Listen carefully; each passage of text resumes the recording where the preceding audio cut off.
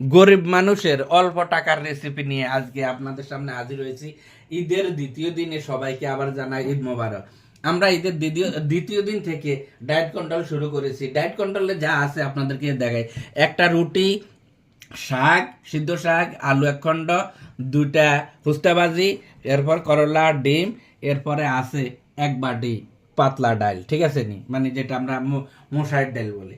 তো এই আইটেমগুলা মিলে আমরা আজকে ঈদের দ্বিতীয় দিন আমরা ডায়েট কন্ট্রোল শুরু করছি। অল্প টাকার মধ্যে যারা ডায়েট কন্ট্রোল কিভাবে করবেন আপনার আইডিয়া পাচ্ছেন না, আপনাদের জন্য এটা।